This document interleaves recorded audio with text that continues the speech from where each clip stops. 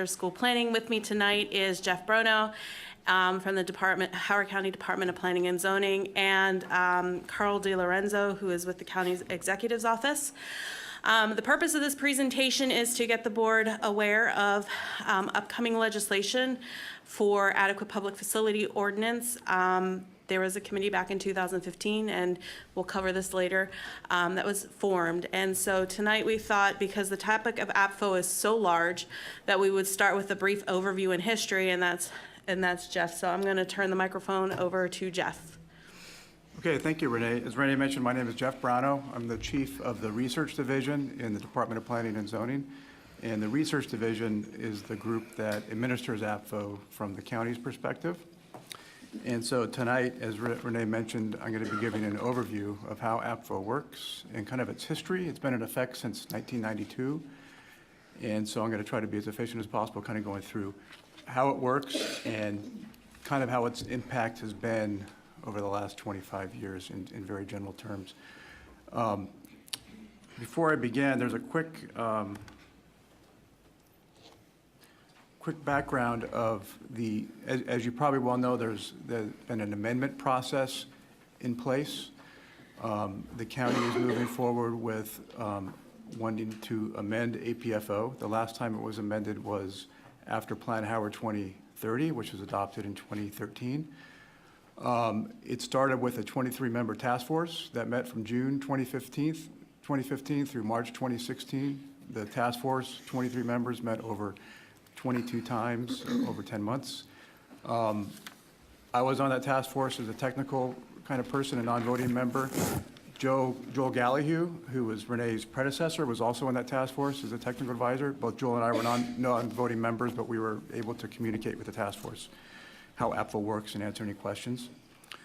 The task force recommendations were issued in April 2016, and then DPZ, Department of Planning and Zoning, came up with a technical staff report in response to the task force's recommendations. That was issued on February 1st, and then we presented to the planning board on February 16th and April 20th. So there's been a lot of public input thus far on these recommendations. We also presented to the county council as one of their monthly meetings. It wasn't a public hearing, but it was it was a public meeting, but it was one of their monthly meetings to keep them informed of, you know, how this process is proceeding. Legislation is going to be filed soon, most likely next month. That's the intent, to file the legislation. So we thought this was a great opportunity to now come to the Board of Education to give an overview prior to us filing the legislation. So is this this document that's attachment 1, is this the proposed? That's the current APFO law. Current, okay. To give context of what we're working with Okay, now. thank you. Wasn't sure what all the. Okay. Yeah. Can I ask very quickly how many of you are very familiar with APFO or not familiar at all? I know there's a lot of new members on the board. I could say I'm on the spectrum. On the spectrum. Okay. Yeah. Okay. Both. Everything. Okay. It can be very involved and complicated, but that's helpful to know. That's helpful to know. So what we thought we would do is to, as Renee mentioned, this first meeting tonight is just to give an overview of how APFO works.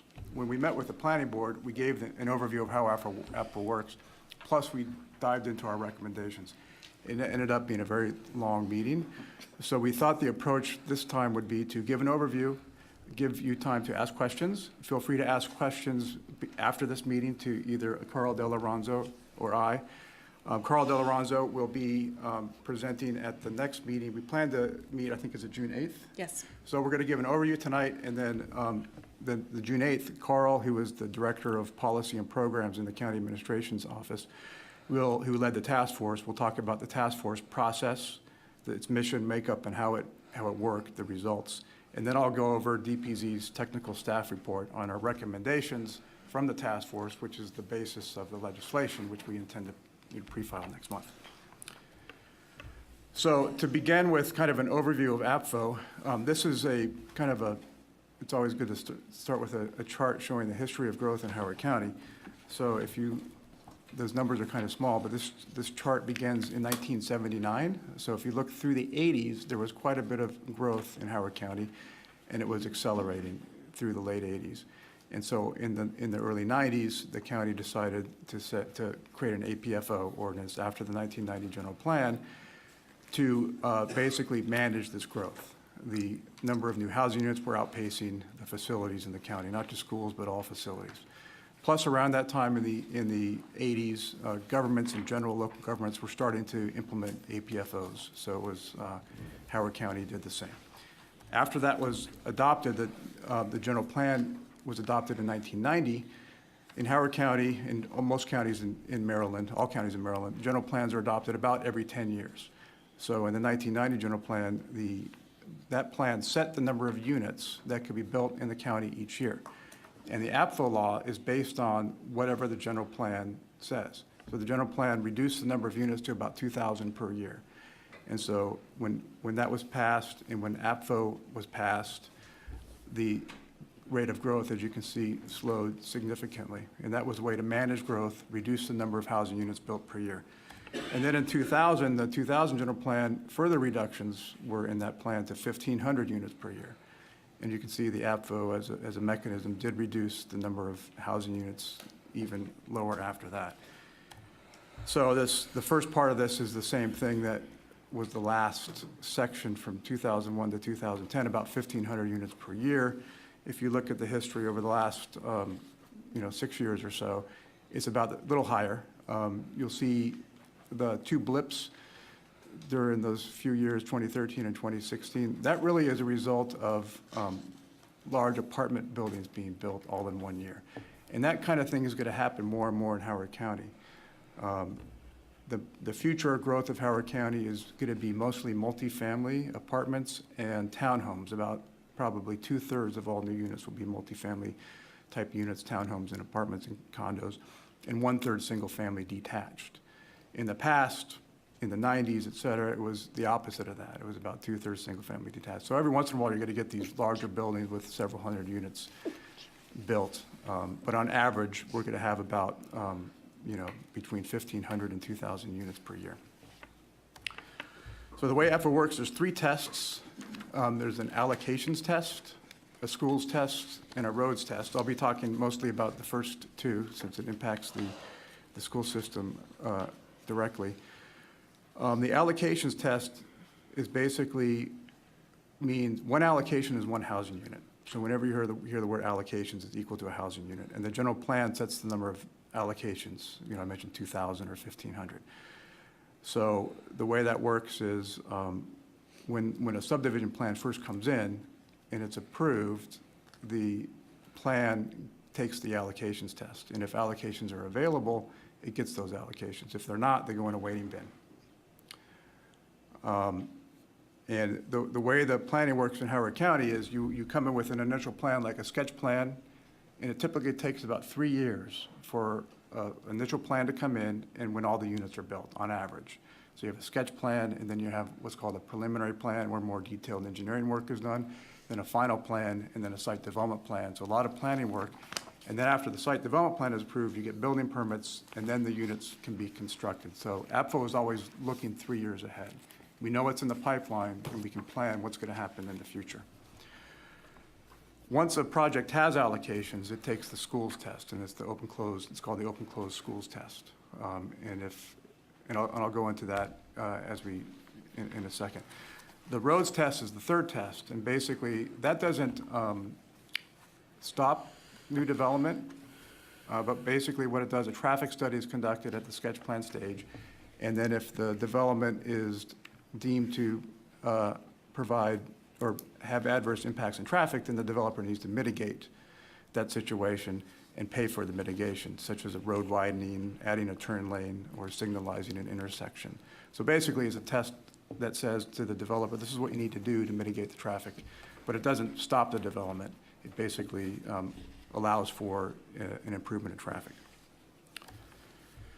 So to kind of focus a little bit more detail on the first test, on the housing unit allocations test, I mentioned the general plan sets the pace. The latest general plan adopted most recently in 2013 is called Plan Howard 2030. It's a plan that goes to the year 2030. It's a 20-year plan approximately.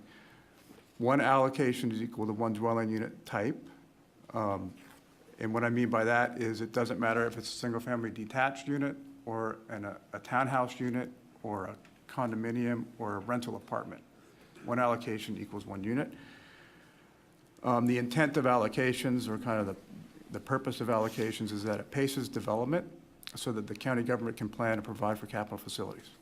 So the general plan kind of sets the pace of growth, and then other county departments, like the Department of Parks and Recreation, they have their own plan. They use the general plan pacing to kind of plan for their future too.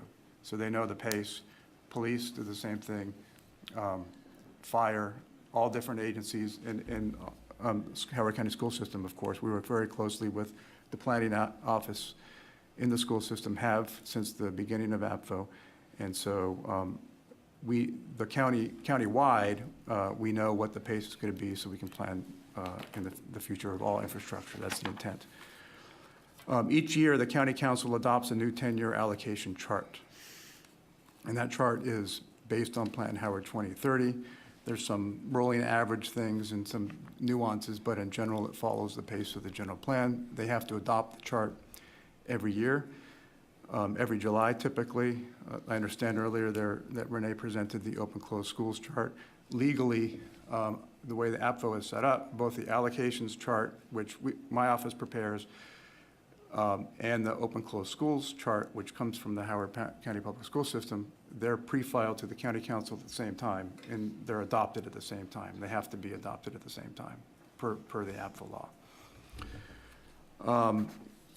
Now, the way allocations are given out, it's quite an extensive history. So let me talk about the way it's currently done. We currently give them out by what's called designated place types. And so this map is known as the designated place type map. And it's in Plan Howard 2030. And it's based actually on state law, which is, collectively it's known as the Growing Green. Do you remember what that is? It's basically state planning law that was adopted probably, I think in the late 2000s, like 2008, 2009 When Paris timeframe. Glendenning was governor, right? Yes, Wasn't right, very that was the long ago. beginning of it, and then they've enhanced it ever since then. And then, so the more recent times, post-Glendenning, were these new laws called, the state smart growth laws, basically. And so they've asked counties to, when they do their general plans, come up with these designated place types. And so we've come up with these designated place types, and our allocations are based on these designated place types.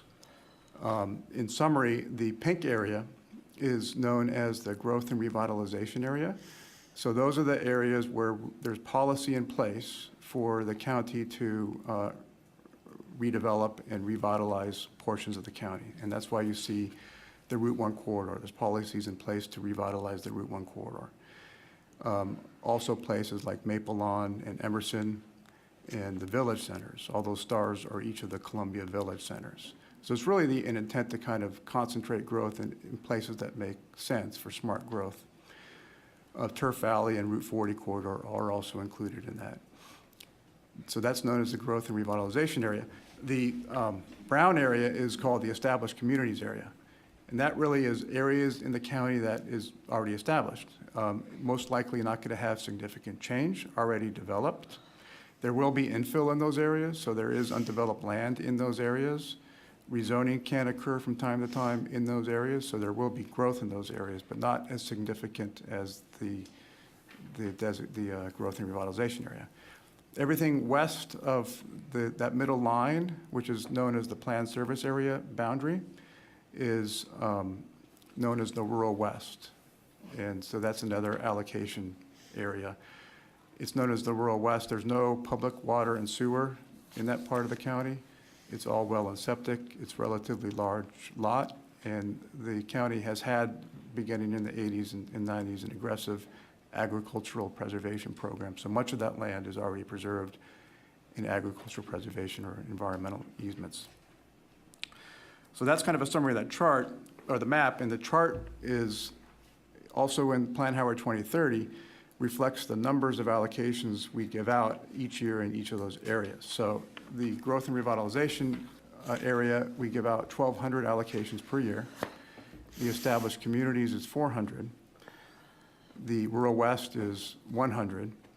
And there's also a category called green neighborhood of 150, and that's anywhere in the county. In all practical cases, it would be in the eastern part of the county. If the development is what's considered a green neighborhood development, it can take from those allocations. And basically, it's environmentally friendly development, progressive environmental practices and site design as well as building design of the actual homes. That's how you get those allocations. All of those add up to 1,850, not counting downtown Columbia, which is the same amount that was also allocated in the 2000 general plan. So the pace of growth since the 2000 plan hasn't changed. What has changed is the additional downtown Columbia. That plan was adopted in 2010, and so an extra pool of allocations were granted for that plan in order to enable the development of downtown Columbia. Part of that plan ensured that the infrastructure would be provided for the plan. And so, for example, we've already done studies with the Howard County Public School System on projections in downtown Columbia and looked at Running Brook and those kinds of schools. And so that the schools will be provided in downtown Columbia based on these kind of separate analyses. So allocations can be phased. So let's say you have a big project of 200 units, for example. It could be phased over 4 years. These are just kind of the mechanics of it. Projects must meet submission milestone dates, so that the projects must continue along the planning process. Otherwise, the plan is voided and the allocations go back into the pool. As I mentioned before, once the allocations are all granted, they go into a waiting bin. And so they basically are on hold until the next year. Every July, we typically adopt the charts in July. The allocations, they're let out of the waiting bin, first come, first serve. And then there's some other technicalities. We give out 120%, but we roll down future years to provide flexibility. But in the end, it averages out to what the general plan pace sets. There's some additional nuances. I mentioned that we have the 1,200 in the growth and revitalization area. So if we go back to this map, so the growth and revitalization area has 1,200. If you look in that map, you might be able to see it on the handout better than the projector. There's sort of gray lines that outline what we call planning areas. So there's Elk Ridge, Ellicott City, Columbia, Southeast, and the rural west. So there was concern with the fact that, for example, all 1,200 allocations could be built in Elk Ridge because the pink area is in Elk Ridge. So what the law says is that no more than 35% of the 1,200 in any given year can be built in one planning area. So it kind of spreads out those 1,200 between Elk Ridge and the Southeast and Columbia and Ellicott City. So it basically is a way to avoid many units happening fast in one part of the county to alleviate crowding issues or too much development at one time. So that's what that means, that 35%. Go back here.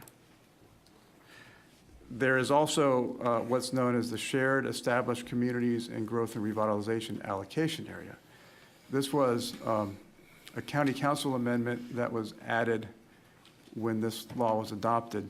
There was concern at the time that 400 allocations in the established communities area was not enough. And there was some advocacy from the development community. So the concept was that, well, if we can combine the shared, the growth and revitalization area with the established communities area, so any unused allocations in either area can be used in the shared pool and then used. So when we come back June 8th, one of the recommendations is to get rid of that shared pool. I see some looks that doesn't really make sense, right? It doesn't make sense. And there's consequences to that. So that's one of the changes that we plan to put forth.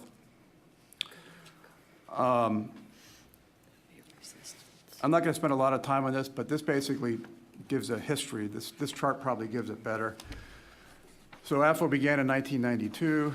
The first allocation year was 3 years forward, 1995, because we're always looking 3 years ahead, planning that the units coming in today will be on the ground in 3 years. Initially, we gave out allocations by the school regions, which are the same school regions that you are all used to, and that's on the open-close chart in the feasibility study. That was going on for about a decade, and then it was realized, well, these school regions tend to move when there's redistricting. Yes. So if they move, then how do you have a fixed? There's no reliability. Right, yes. So we changed it at that time with the adoption of General Plan 2000 to planning areas. And these are fixed areas that haven't changed. Those are the planning areas I mentioned before: Columbia, Elk Ridge, Ellicott City, et cetera. And then over time, through the history of the 2000s, the law changed a number of times. You'll see those NAs. That means that region wasn't applicable until you see whether it says open or closed. So for example, the General Plan 2000 had a policy to revitalize Route 1, but so a separate 250 units set aside was created for the Route 1 corridor. And so a new pool was added basically in 2006. And then there was some decisions made that the county wants to provide for moderate income housing units. That's that MIHU. So a kind of a pool of, I think, 100 units were set aside for moderate income housing units. And then later on, the same thing happened with this green neighborhood. And then downtown Columbia was adopted. As those new areas were added, in some cases, the total allocations increased. In some cases, other areas were reduced to accommodate the new increase. So for example, in the rural west, it used to be 250 units per year, but that was reduced to 150, I think, when they created the moderate income housing units. So there's a lot of changes over time. And then you'll see that when Plan Howard 2030 was adopted, we have those new areas I just talked about.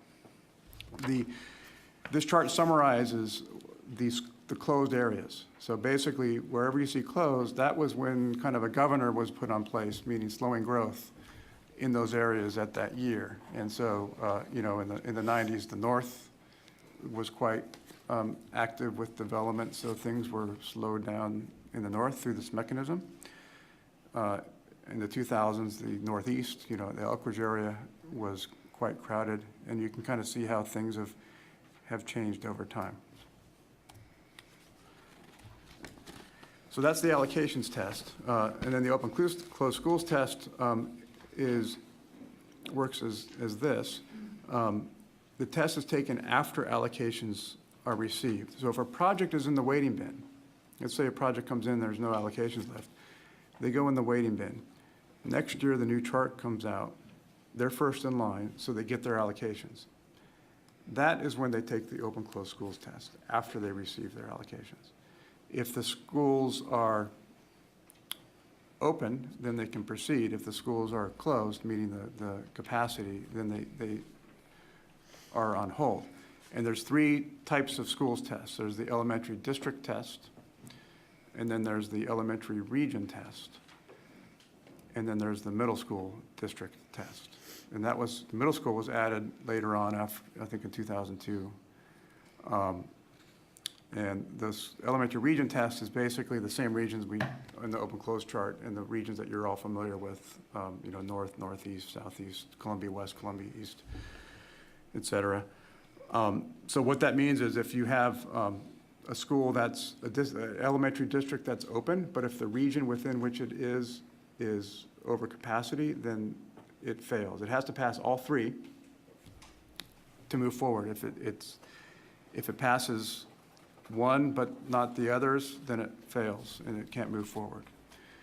And it goes into a waiting bin. And each year, a new chart is adopted, and we typically pre-file the chart. In fact, the goal is to pre-file it next week for county council adoption in July.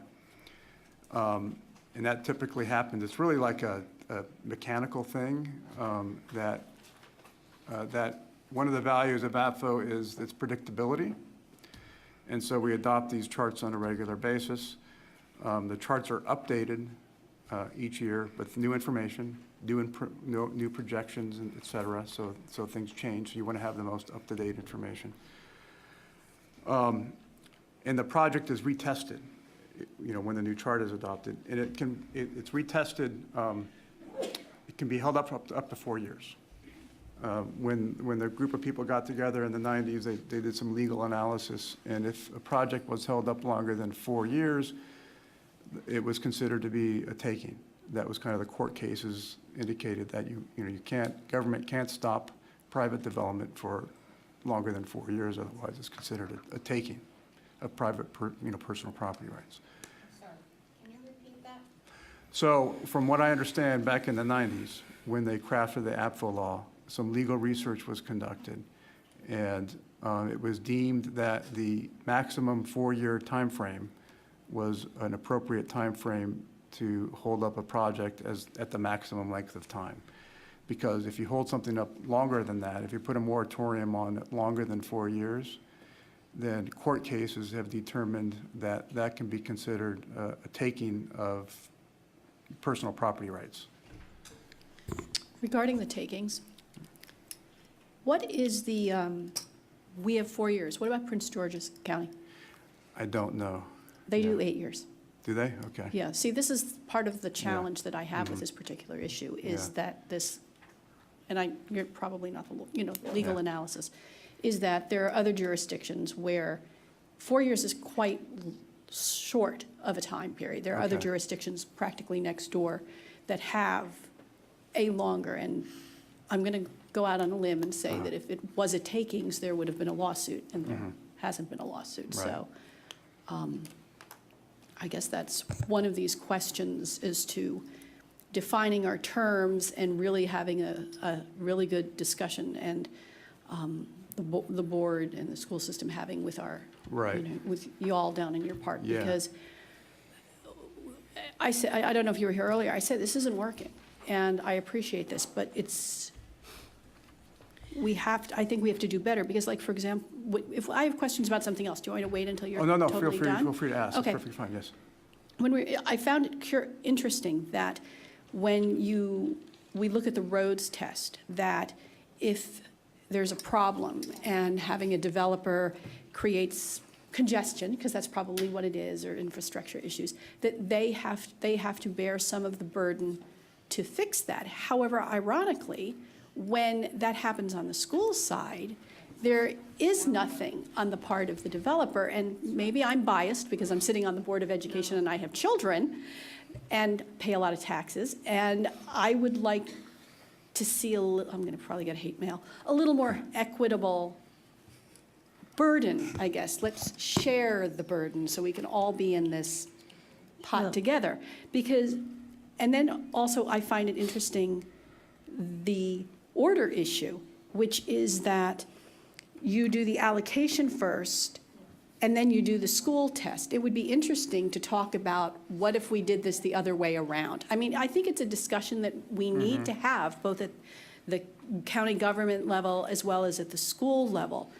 So I think there are some things that we can start talking about, and I think it was a great effort to put together the task force. I know quite a few people who sat on it, and it was, not the easiest thing to do. When you get a bunch of people in a room together who don't necessarily come from the same place or have the same goals, you get what you get. But I think it bears more discussion, so. But the task force has ended. No, I know that it And has. I so know that that ship it's has over. sailed. I know, So the we've got to ship is- deal with the law as it is. Well, and no, what we our can obligations- work on changing it. They're amend gonna try to No, change no. it. But this they're not offering up a change to the 10 years. I mean, we can sit here and argue about the 4-year APFO moratorium, but that's what it is in Howard County law, correct? Well, Well, And that that's was. not going to be changed. Well, that's how it was deemed at the time. The amendments have not been pre-filed yet, right? So Correct. the opportunity for further public input can happen. That's one of the reasons we wanted to come to the Board of Ed now, before that, to get more public dialogue and to create a partnership, as you mentioned, between all the people involved. So, yeah, so those kinds of things can be But the discussed. task force Yeah. recommendations are not going to get thrown out. No, no, and the good, so on June 8th, we can talk more about the task force. So a lot of these points that you brought up were really deliberated quite extensively within the task force as well. Also, one thing to keep in mind is that there is a school excise tax. So it's like $1.26 per square foot. So it's sort of like an impact fee, but it's an Right. excise tax. So all new homes that are built do pay a school excise tax that goes directly to capital facilities for new school facilities. Now, the school excise tax is not as high as it is, for example, in Montgomery County. Montgomery County, I think they have a school, they call it an impact tax. It's about, in $25,000 or something per Well, single now family there's house. a difference. But in Howard County. Which would the be school- great. The school excise tax is, something around the $5,000 or $6,000 a year. So the task force did talk about all of these financial matters as well. But those are all good points, and we welcome further dialogue on this. Well, and to Yeah. my colleague's point, yes, the task force is over, and the recommendations of that is going to some extent, influence the amendments. That doesn't mean, okay, I'm going to fantasize here, that the Board of Education gets together and we come up with an amazing amendment, and we try to find someone to, I guess, trying to find someone to sponsor it would be the piece. But no, I mean, again, I'm not a great believer in, okay, task force is done, now this is it, there's nothing you can do. I'm a little bit This more body had a optimistic. chance, though, to participate, and unfortunately, we didn't have adequate participation. Well, So- have you met our new interim superintendent? have. He runs at 10 miles an hour, so I am very Oh, I optimistic. agree, but I mean, there's no question that the previous APFO task force could not take certain votes. Oh, So, we have to play a big part in this, and to the extent that we have not been able to, To the extent that they couldn't take votes, maybe they are open to some influence now. But will you be able to check with the Office of Law about whether the case law on what would constitute a taking has evolved since they last looked at it, and that it could be longer? Yeah, I'm sure that question could be raised. And I would just point out that that I think all of our ears perked up with the roads. The thing is that the developer has the option of not doing whatever road improvement, then they just can't build. What we'd like to see is the option being presented that you want to build sooner, help us build a school. And I can tell you what hate mail you're going to get. You're going to be accused of trying to blackmail the developers, because every time I bring that up, that's the hate mail I get. Well, and that concept was also discussed in the task force. Yeah. Yeah. But having come to, yeah. Yeah, basically pay more money to be able to move forward. That concept, yeah. well, I mean, with all due respect, this is the United States, we're very large, we have a lot of very different states, counties, and I know, hard to believe it, there are areas where actually they do the sort of thing that we're told is not possible. So Well, it's right, the it's- 5 years was brought up in the task force, and it was rejected Well, it's possible. to extend it from 4 to 5. So it sounds like there's some opposition Well, to doing that. That's not quite the way, we can talk about that with one of the recommendations. The 4 to 5 was part of it, but it didn't really have to do with the schools test. It had to do with, No, I something understand different, that, but just as far as what would constitute a taking. oh, I see what you're saying. Yeah. Right. Yeah. Okay. Oh, just having come at this from the development side, if we were being if an obstacle were put in our way, we'd say, what is it going to take to get rid of that obstacle? Right. What do we And, need to pay? Yeah. You don't Everything- care how much everything it to be costs, bought. you care how much you make. Dr. Altberger, did you have a, we're going to interrupt your flow here. Sorry. It's all right. You can tell we feel strongly about it. Yeah, no. So my question has to do with the planning area boundary lines. How are those set? Are there any options for, any avenues for shifting them? So if there was if one wanted to shift the designated place type areas, then it would be. Can I ask her to clarify that? Are you talking about on the map? The designated place types? Yes. So to So like in change other something words, from rural to? well, I mean, what I'm understanding is that the number of allocations have to do with the designation of the area. Right. So given that Columbia is jam-packed, for example, is it ever possible to extend that area out, or Ellicott City, or any of them, to that? I mean, there would be opposition, I'm sure, but in other words, move it so that there's more space available for development or for whatever. Sewage. May I? Yeah, this line is built That based on line is the sewage. metropolitan sewer and water line. this big line, this important line. That big one? Yes. Yeah, so we That's- can't And do, That so goes there will around never Reagan be Manor. water and sewer there, ever? No, it's. We can't, I mean, It's a pretty historic and strong policy for Howard County that's been in the general plan since the 80s, to really try to preserve the rural west with agricultural preservation. And so that line is sort of sacrosanct. And at this point, the reality of it is that a lot of the things that border that line are either preserved or already built on with single-family homes. So there's really not a lot of opportunity to even move the line. It's not like you can move the line a lot and then build in the west. that's why we have capacity at Bushy Park and. I know, Yeah. I know that. Yeah. I know that. I'm just unfortunate. I mean, Eventually, It's their just- wells are going to fail, and Yeah, they're yeah, going to I have mean, to at some do it. point, you but- need to Well, move But that point out is, a little bit. I wish I had an agricultural preservation map. You'll see that about 60% of all land is already preserved permanently. Yeah. And the rest of it is, there's not much development left in the rural west. And if you were to move the line, which you would have to do to push water sewer out, there's not a lot of room to do that. Plus, it's a very strong county policy adopted through the general plan task force and the citizenry, that the intent is to try to preserve the rural west for agriculture, environmental purposes, and things of that nature. So that's why we have these designated place types really in the eastern. That's kind of the smart growth concept of planning. To Dr. Altwerger's question, the line actually was moved, I don't know, 2006, 2007, when Reagan Manor decided that they wanted to have the ability to take some of the land around the property and to do development. And what happened was there was a special legislation, and they moved the line. And I was very So it involved in can that. be. well, it can happen. So it I can see. move. So they Yeah. basically moved it just Right. to include that future development. And now, sitting in this chair, remembering back then, because I was concerned, well, where are all these kids going? They all said, Manor oh, well, Woods." Manor Woods. And now I'm sitting here going, well. Well, that's And what, it that's the comes full circle. consequences, right?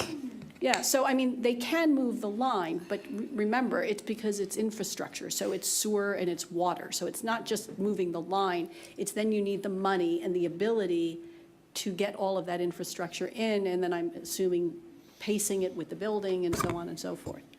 If you could move that line, I'd move it right down here so I could Yeah. get city water and sewer. Okay, Well, so what, moving, the thing is that, we love the rural land. Everyone loves it, and it's beautiful and whatever. I love it. But the brown and pink areas they're getting allocations that, well, I mean, the pink areas are revitalization areas, right? But, they can all of a sudden have a boost in allocation by just creating these new areas, within the established communities. but the allocations are based on available, Yeah. buildable, developable Yeah, land. those areas- They added Route 1 in 2003. Yeah, but Then- see, then they did because they kept there was a doing it. developable property there.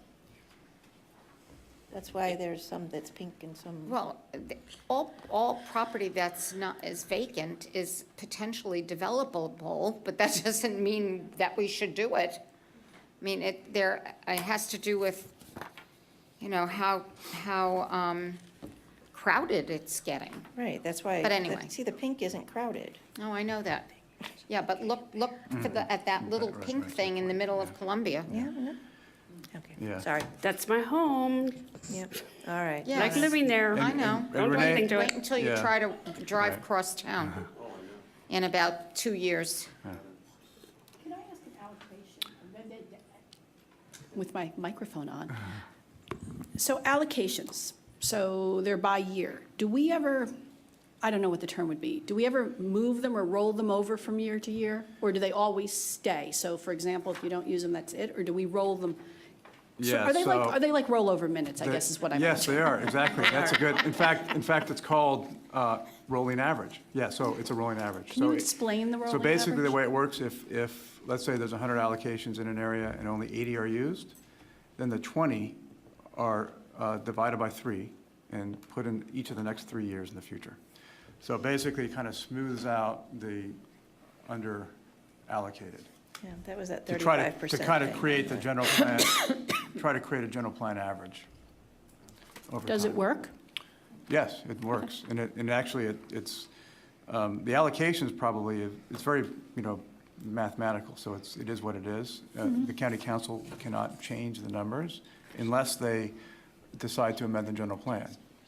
And that's very rare, so the general plan is adopted and then the system just kind of works. And that's why you had in that first chart, a reduction in the number of units built per year. And in the revitalized, we're looking at, I guess, the pink areas on the plan, where they think growth makes sense. When they're making, and maybe you don't have the answer to this, when they're making the determination that growth makes sense in those areas, do they ever look to see what the capacity of the schools are before they decide that growth makes sense there? Or is that not? It's really based on zoning and the general policy, so policy is to revitalize the Route 1 corridor. And so back in early 2000s, there was a Route 1 revitalization plan put forth that was adopted legislatively after a public hearing and process.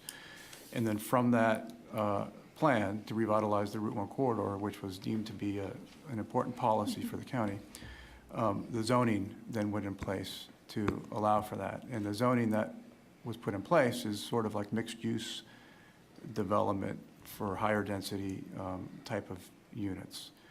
And so, no, school capacity is not looked at. It's more of a planning mechanism, and that's just the way it works. And then the intent of APFO is then to say, okay, well, if the schools are crowded, then the projects are on hold. And the intent of APFO, one thing to keep in mind is really to pace growth so that county government has time to fund and to plan for new infrastructure. So that's why it puts things on hold. But it doesn't stop things completely. And one of that's why it's important, obviously, and the later slides kind of get more into this. So maybe I can go on. Is that? Thank you. Okay, I yeah. appreciate it. I just want I'll to be make one quiet now. request. Yeah. Well, just quick request. Am I on? So, yeah, so I think some of these Just answers, my yeah, quick yeah. request for a novice like me.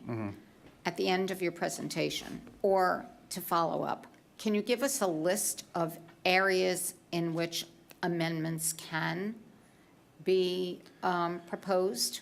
What kinds of changes could possibly be made So on I the th- basis of amendments, should somebody? Yeah, I think Propose them. when we meet again on June 8th, and when Carl brings up the okay. task force process, a lot of the ideas from the task force will be presented to you. So you'll Okay. get a concept of the kinds of things that they deliberated about over 11 months. So that will give you ideas of the kinds of things Yeah. that we're talking about, perhaps. But I'd be hesitant to make a decision that night and Oh, no. vote on something. I'm not saying we make the amendments but- then. I think there's a timeline that would mandate us taking a position if they're going to hear it in July. And so is it possible for us to have some of that information or recommendations before the June 8th June 8th. meeting? That I would be, mean, like June 1? well, yeah, so my intent is actually to give you a board report with all the information that will be discussed on the June 8th. Like a, See, that's awfully well, not late. on June 8th, but before, following the regular board procedures. So we'll get it on like the 1st? Yeah, you would get it on the 1st.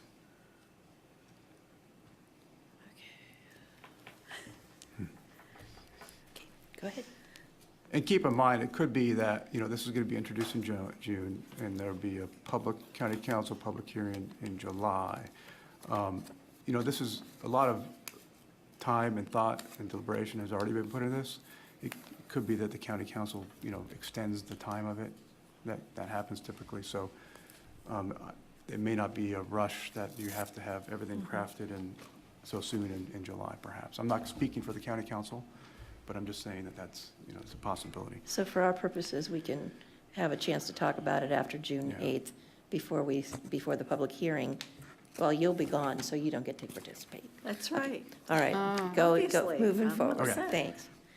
Okay, so I talked about the charts, and this is the chart that you also, I think, this is the current year chart, and then this, I think earlier this afternoon, Renee presented the proposed chart for next year. So you're familiar with that. It shows the closed school district, 115% is the level of the capacity utilization, at which point the school is closed or open. I looked briefly at the new chart. I think the new chart is a little bit more restrictive. I think there's 6 middle schools closed in the new chart, whereas the current chart, there's 3 middle schools closed. The new chart obviously would have more current data and be more accurate because it's been a full year later. And this is the chart that we look at. So when a developer comes and says, I want to build here, we say, oh, sorry, you have to be put in a holding bin because that school happens to be closed. The way it works is we provide Renee and her team the development plan. They see it electronically, and they make the school district determination based on the way the roads egress out into the district line. So we get the actual school district determinations from Renee's office. This is a history of APFO charts since the beginning in 1995, showing the number of schools closed. So you can see in the 2000s, it was really peaked that a lot of schools closed. That was when a lot of development was happening very fast. And so there was up to 14 schools closed.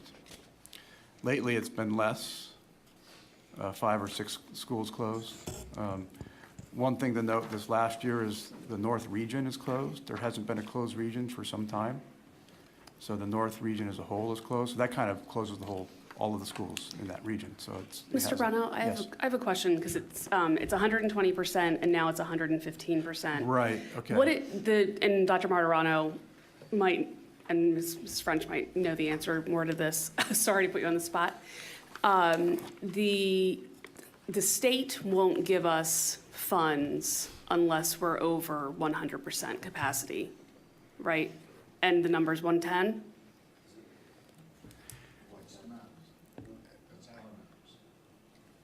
What did you say, Mr. Gist? 110, 90 to 110 is our parameters. That's Is what our parameters, but as parameter. far as the state giving us funding for construction, we can't be at 100%, right? We have to be over. yeah, we have to show the need based off of adjacent schools too. It's not just the one particular school, it's that school Right, no, plus the everything. county So- wide and the Countywide. region. We have to show the number of seat need. So, for example, we would show at 100% utilization and our projection what that difference is, and that would be our need. Okay, but what's the state's assessment of that for the county?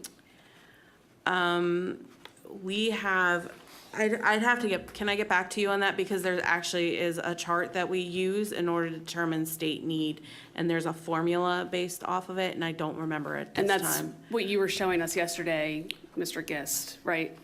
Or That's a piece of it. that's a piece of it, okay, as far as the square footage and how old and Yeah. et cetera. There's a couple of different pieces. There's the need, and then, of course, when it's eligible too. So there's multiple pieces that run Okay, together. so it's not a set 110 or 107 or something? And as you pointed out, it did go from 120 to 115 around, the 2003 timeframe.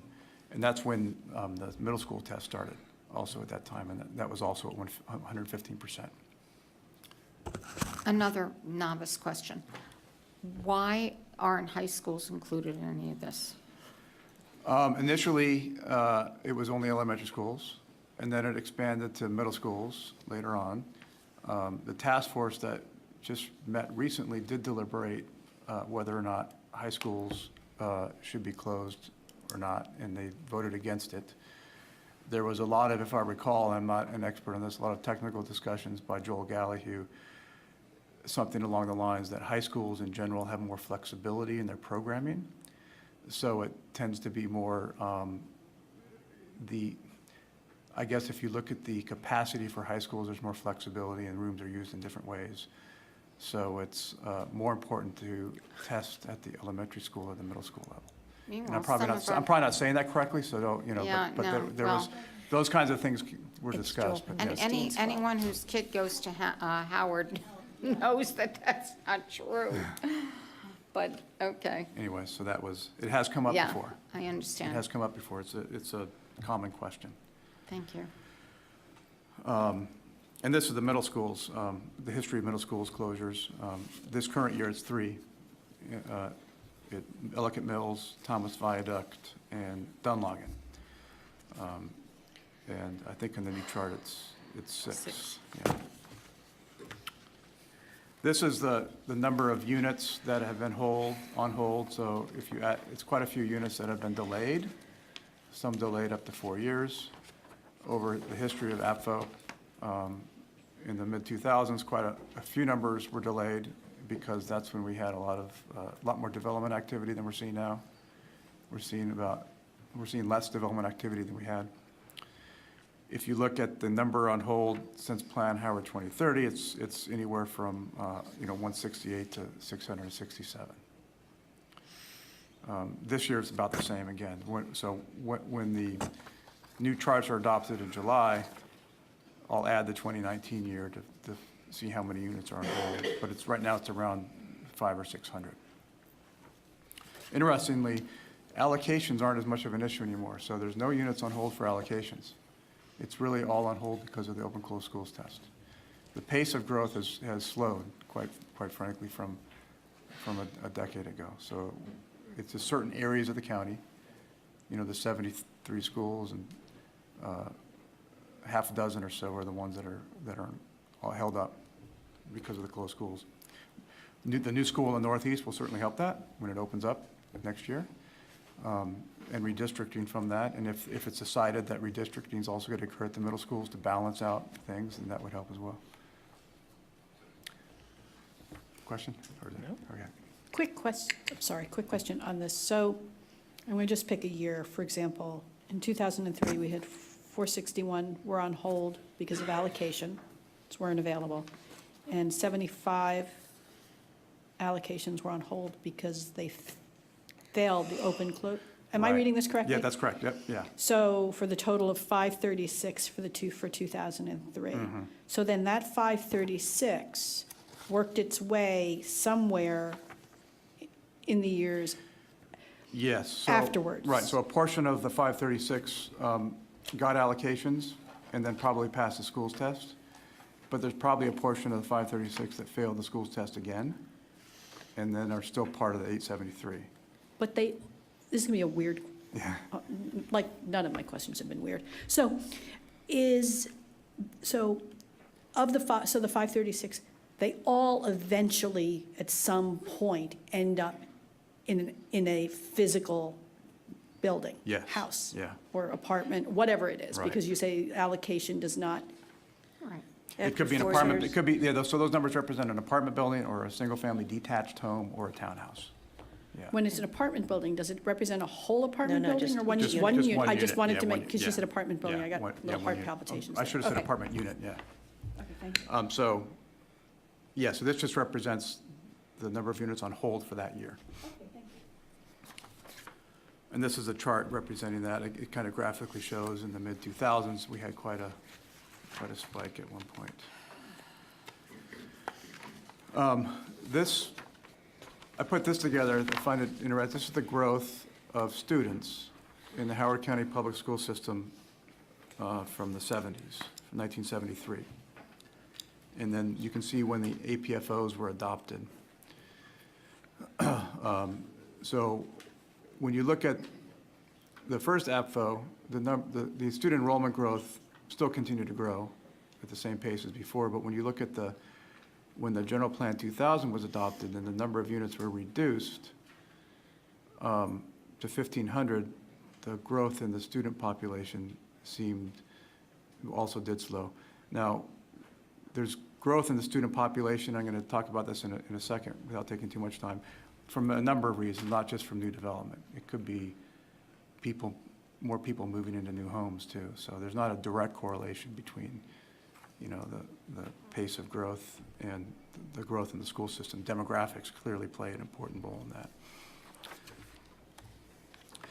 that. This is all the schools built since the beginning of, in Howard County. West Friendship is the earliest, back in 1920-something, 25. So what this is really intended to show that since AFO began, there's been a lot of new school construction. So 21 new schools built since AFO began about 25 years ago, and with the 22nd coming online next year. So there's been a lot of activity to keep up with the growth, and AFO has helped kind of pace growth to allow the time and the funding to build these new schools. And this doesn't account additions that have also been added to some schools. So in summary, in general, AFO has worked over the last quarter century to slow growth in areas of high demand.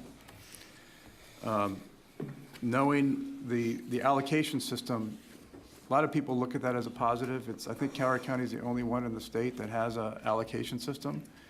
So it helps not just schools, but all public infrastructure, parks, police, fire, health services. It's basically looking forward and knowing what's coming. It's granted some relief. As I mentioned, 21 new schools, built and planned for since 1995, in additions. There's some things to keep in mind. And this is, APFO is clearly not perfect. If a particular school has been closed to development, it may have helped, but not necessarily.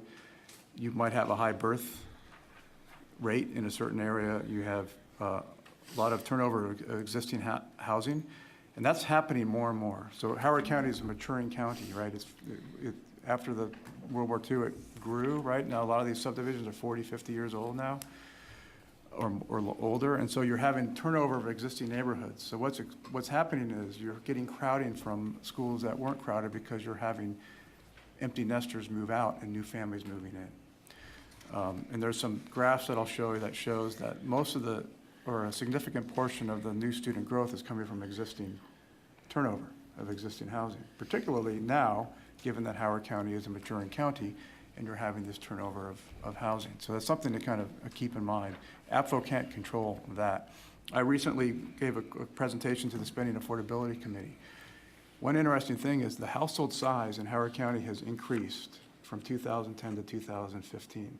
That's a reversal of decades long of a reduction in household size. So some people blame the Great Recession.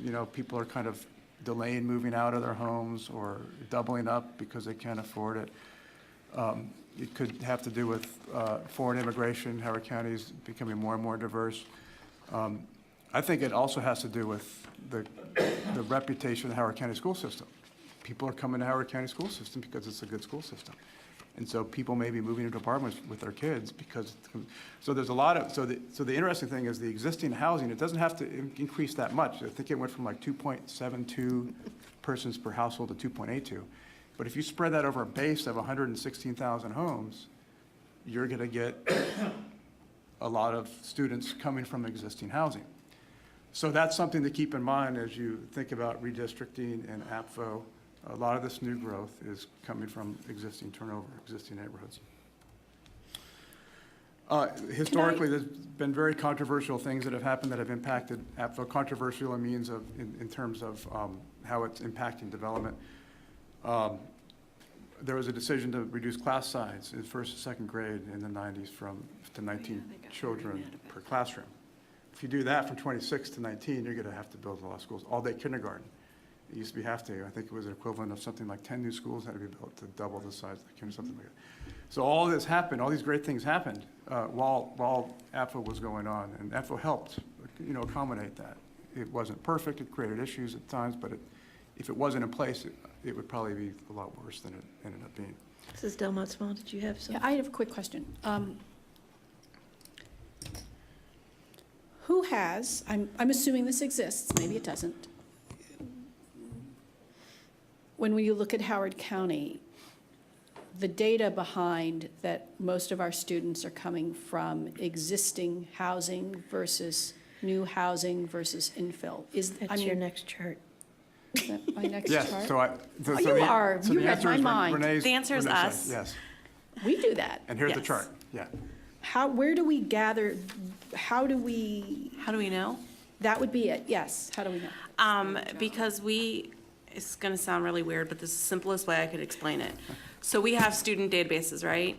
We tag students, so we know if a student is new to the system, meaning he or she came from somewhere outside of Howard County, versus going to and from a house. So, for example, my children would be tagged in this system because they went from their mother's house to our house, two different addresses, to now our new house. So that is tagged in the system so that when new students pop up in a new address, we know that they're existing, they've already been in the system, versus they are brand new from new development. So there's a complicated, I don't want to get into a complicated tagging system that we know. So when we do our projections, we can tell a new student versus a student that just moved addresses between projections. So you have ability to know by address whether or not it's Yes. an existing and all that other cool stuff? Can I come and look at that? I'm fascinated by this. We can try. I would. Yeah. No, I'm just. No, I'm being serious. No, we can schedule something. So you can see, we welcome anybody to come into our office to see actually physically how we do the projections, because it is rather complicated, but rather informative as well. So, yeah, we can schedule a time that we can walk you through a projection for a school. I mean, as a new member, I would love that opportunity to have a better concept of how this all works. Yeah. So, thank you. And then one thing I forgot to mention is that we've had a very good working relationship with Renee and with Joel, previous to Renee. So we give all of our housing unit projections each year to the planning office. And so the housing unit projections is one component of their projection model. And Renee mentioned the other components. So that feeds into that as well. So this chart does show the 42% of new students come from new construction, based on the methodology that Renee mentioned, and 58% come from resales. That's historical over the past 10 years, and then their model projecting forward, knowing the sources from where they come is about the same. So it's looking forward, about 58% of the net new students come from resales, and 42% come from new construction. That makes sense, because if you think about, we build the county, there's about 1,500 new housing units per year, added to a base of about 116,000.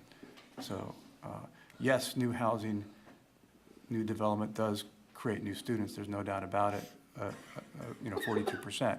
But overall, the majority of the net new students come from the existing base. And I'm assuming the stuff that we have, we can break down by school, correct? Like, we can look at Manor Woods and then pull out and show where we're getting population coming from. Okay. And then this is getting close to the end. Something else to kind of consider, APFO can work well as a tool to plan for new infrastructure. This is another big issue that was discussed at the task force, many hours, funding-related things. It doesn't address replacement and revitalization of existing infrastructure. So again, as Howard County is maturing, a lot of the schools are becoming, 30, 40, 50 years old and in need of replacement. And so when we were going through this, the school system came up with kind of a chart, which is very helpful. And this came from Renee, of looking historically at the budgets from FY07 of how the money was spent. And you can see the various categories. So new is green, so that means a brand-new school. Replacement plus seats, which means the school was replaced plus seats were added. I think that's Wild Lake, right, in 2016. The orange is Wild Orange is Lake. one. And then additions, money spent on additions, so that's capacity expanding. And then schools that were just renovated, and while being renovated, added an addition, because things are done in all sorts of different combinations, so it had to be complicated here. And then just a pure renovation, which is, I guess that would be a replacement, or just a renovation? It would be just a renovation. Okay. So Swansfield Elementary School would be an example of a renovation and addition. A plain addition would be the example of, that's been in the feasibility study with Ellicott Mills Middle School. So that's how we had to divide each of the categories. And so a lot of the capital dollars have been spent on renovations, which is related really to the aging infrastructure. And so it's a challenge, which has been discussed at the task force and all the many other forums as well. And this is projected moving forward. And so this again kind of shows that the future needs are largely renovations. There are some new as well, peaks in, starting in 2020, I think that's related to the new high school. And new elementary school. Okay, so you can see, so there's, there is definitely a need for new schools and new additions, but there's also a need for renovations moving forward.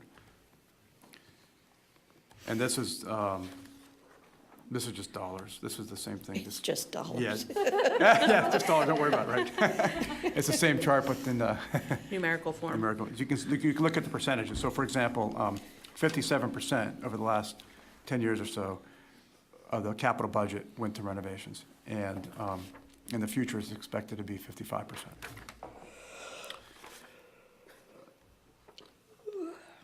And then other capacity expansing things also is 12% and 4%. This is Delmont Small. Okay, Did this you have is- something? I have So a, that's the end of the presentation. I want to reiterate, we'll be back, I think it's, he's June 8th. He's June done 8th. with me. no. He's going to come back later for you. I want to know how He's many not gonna credits come we're back getting for after this. Like we started, this is a very big topic, which is why we Okay. broke it up. Yeah, right. I'm going to try to say this in a way that makes sense in my head, Just say so it hopefully it'll quickly. come out. Quickly. This does not include babies born. And APFO obviously doesn't deal with babies born in existing homes. It deals with homes coming in. However, there's still a factor of new births in existing homes. How does that calculate, if at all, into all of this? Well, I think the projection system includes births, Yeah. so it does track that. Yeah, Doesn't come so in our for year when projection it comes does in for include years. new births, or babies born. So we get a download of births from the health Hospitals. department. And so it's what it is, plus they project, and they update theirs. So that information comes at the same time that we collect information from Jeff and the other sources of data that we get. So births, while sometimes very difficult to project, are in our projections. Snowstorms. Snowstorms, yes. And if But your record pointers numbers run- from the president of the hospital in a presentation, I was with him last night, in terms of record those Yes. numbers. Yeah. and I if think your- one year Holy Cross had like 9,000 births in If Silver your, Spring. if your pointers run in the early 2000s, you go Yeah. door to door and For a knock and year, find I'm out not who's kidding. pregnant, It's 2011. which they did. Yes. That was an error Yeah. on the school system's part in the projection, Yeah, and the parents proved the error. yep, That was significant. yeah. I just want to say, Mr. Bruno, that this is superb. Yeah. I haven't seen this kind of data in this format ever, and it was just enlightening. I almost Thank you understand very it. Glad it was much. helpful. Thank you, yeah. Okay, So do All we right. need to move to approve the open closed Make the chart? motion, please. I move that we approve the open closed chart for 2017. I And, second. okay. Are you? Any discussion? No, seeing no one? Are we ready to vote?